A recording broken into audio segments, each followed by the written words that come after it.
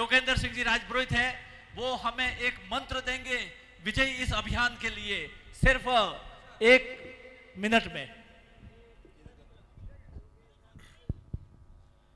भारत माता की। सोनिया गांधी जी की जय नहीं बोलनी है, दोनों हाथ ऊपर उठाओ, मुट्ठी बंद करो।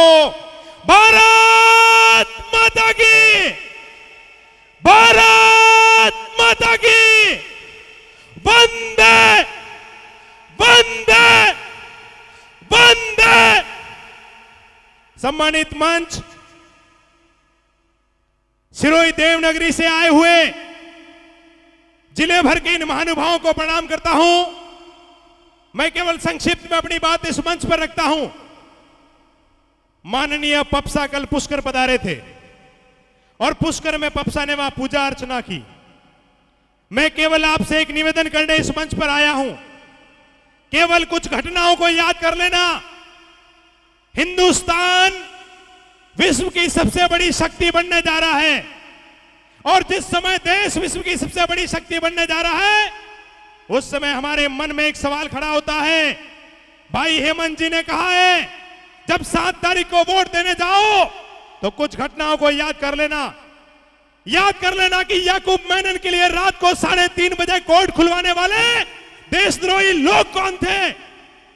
याद कर लेना भगवान राम को काल्पनिक बताने वाले लोग कौन थे। याद कर लेना रामायण को काल्पनिक कहने वाले लोग कौन थे।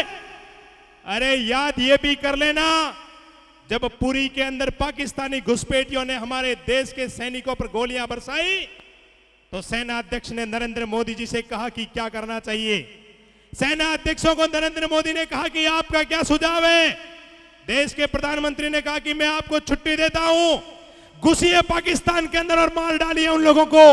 देश में सर्जिकल स्ट्राइक हुआ, पाकिस्तान की धरती पर घुस करके पाकिस्तान को मारा।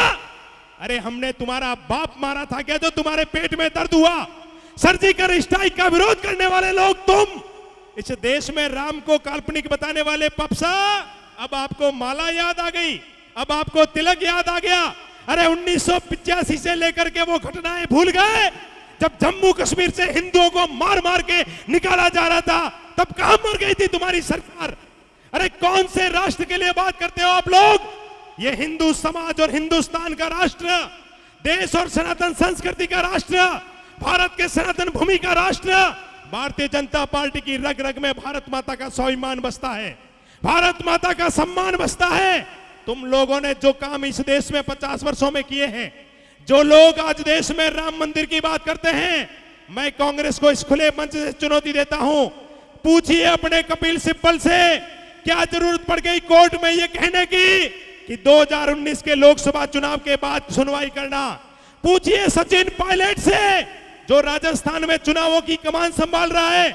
देश का नौजवान आपसे पूछता है, भारत का युवा आपसे पूछता है, याकूब मेनन के लिए रात को 3:30 बजे कोर्ट खुलवाने वालों में, साइन करने वालों में ये सचिन पायलट भी थे। पूछिए इन कांग्रेस के लोगों को बीच चौराहे पर खड़ा करके, भारत तेरे टुकड़े होंगे इंशाअल्लाह इंशाअल्लाह और हमको आजादी चाहिए, ऐसी बात करने वाले लोग इस देश में कांग्रेस के लोग थे। इसलिए मैं आप सबसे केवल करबद्ध निवेदन करता हूं, ये चुनाव कांग्रेस और भाजपा का चुनाव नहीं है। ये चुनाव राष्ट्रवादी ताकत और राष्ट्र विरोधी ताकतों का चुनाव है। ये चुनाव राम और रावण का चुनाव है। ये चुनाव कृष्ण और कंस का चुनाव है। इसलिए राजस्थान में सिरोही की भूमि को तय करना पड़ेगा, हमें किन लोगों को वोट देना है, हमें किन का चयन करना है। जो लोग भारत तेरे टुकड़े होंगे की बात करते हैं, जो लोग याकूब मेनन के लिए रात को 3 बजे कोर्ट खुलवाते हैं, जो लोग राम को काल्पनिक बताते हैं, जो लोग राम को काल्पनिक कहने के साथ साथ रामायण को झूठा ग्रंथ बताते हैं, आज वो लोग इस देश में मंदिर मंदिर घूम रहे हैं। पप्सा यूपी गए तो 15 मंदिरों की सूची बनाई, पप्सा गुजरात पधारे तो 21 मंदिरों की सूची बनाई, पप्सा राजस्थान में आए तो 10 मंदिरों की सूची बनाई। अरे आज आपको देश में हमारे राम याद आ गए, आज आपको देश में भगवान याद आ गए। ये भारतीय जनता पार्टी और कांग्रेस में केवल यही फर्क है कि माननीय राहुल गांधी जब अजमेर में आते हैं तो कहते हैं कि ये ख्वाजा की धरती है, और हमारे शेर जब नरेंद्र मोदी इस धरती पर आते हैं तो कहते हैं ये महाराणा प्रताप और मीरा की भूमि है। आपको तय करना पड़ा कि आपको किसको चयन करना है। आपके हृदय में अगर रत्ती भर भी राष्ट्रवाद जिंदा है, आपके दिमाग में अंदर महाराणा प्रताप जिंदा है, आपके दिल में अगर मीराबाई जिंदा है, तो मैं आपको कसम दिलाता हूं, इस भूमि की कसम है, इस भारत भूमि की कसम है, जिसने कभी संसद में बैठ करके ये कहा था कि बंजर जमीन का टुकड़ा है, इसको चाइना लेता है तो ले जाने दीजिए, तब इस देश के राष्ट्रभक्त लोगों ने कहा था ये बंजर के टुकड़े के लिए सर कटाने वाले लोग भारतीय जनता पार्टी के लोग हैं। इसलिए हमारे दिमाग में एक बात तय होनी चाहिए, आने वाला चुनाव नए देश का निर्माण करेगा।